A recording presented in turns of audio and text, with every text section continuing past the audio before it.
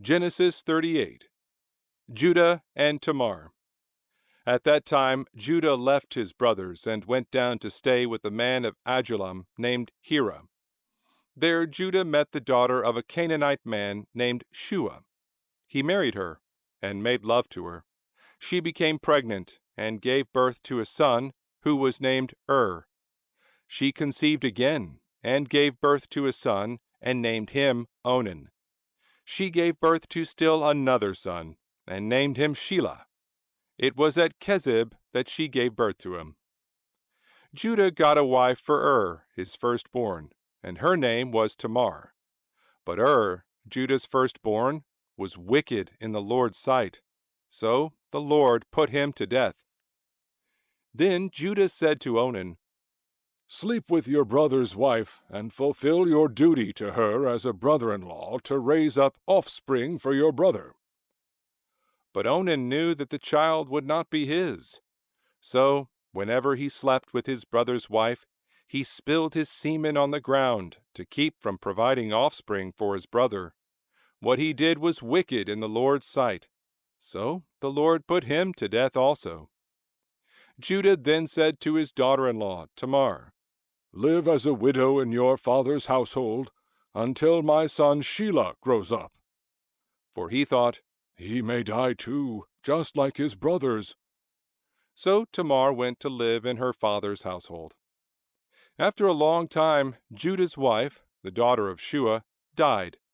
When Judah had recovered from his grief, he went up to Timnah, to the men who were shearing his sheep, and his friend Hira, the Adullamite, went with him.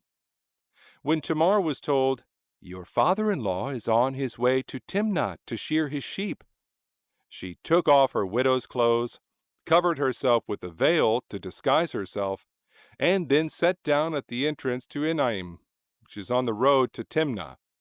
For she saw that, though Shelah had now grown up, she had not been given to him as his wife.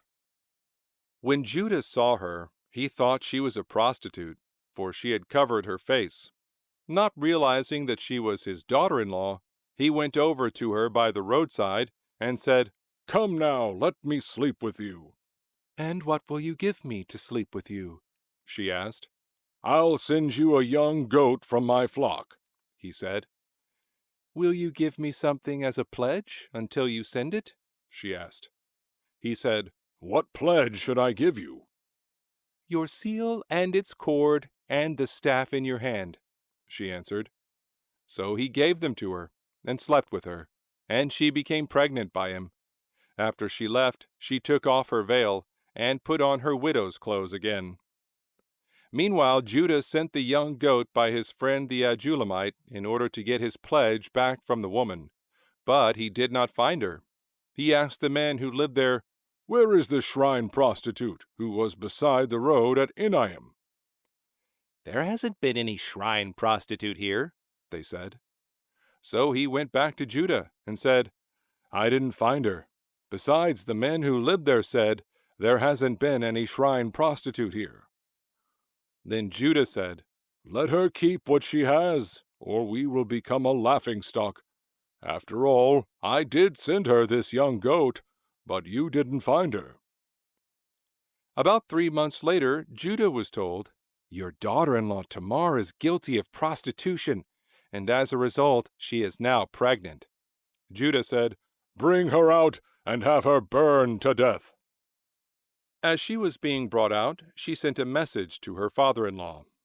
"I am pregnant by the man who owns these," she said. And she added, "See if you recognize whose seal and cord and staff these are." Judah recognized them and said, "She is more righteous than I, since I wouldn't give her to my son Shelah." And he did not sleep with her again. When the time came for her to give birth, there were twin boys in her womb. As she was giving birth, one of them put out his hand. So the midwife took a scarlet thread and tied it on his wrist, and said, "This one came out first." But when he drew back his hand, his brother came out, and she said, "So this is how you have broken out." And he was named Perez. Then his brother, who had the scarlet thread on his wrist, came out, and he was named Zerah. Genesis 39. Joseph and Potiphar's wife. Now Joseph had been taken down to Egypt. Potiphar, an Egyptian who was one of Pharaoh's officials, the captain of the guard, bought him from the Ishmaelites who had taken him there. The Lord was with Joseph so that he prospered, and he lived in the house of his Egyptian master. When his master saw that the Lord was with him, and that the Lord gave him success in everything he did, Joseph found favor in his eyes, and became his attendant. Potiphar put him in charge of his household, and he entrusted to his care everything he owned. From the time he put him in charge of his household, and of all that he owned, the Lord blessed the household of the Egyptian because of Joseph. The blessing of the Lord was on everything Potiphar had, both in the house and in the field. So Potiphar left everything he had in Joseph's care. With Joseph in charge, he did not concern himself with anything except the food he ate.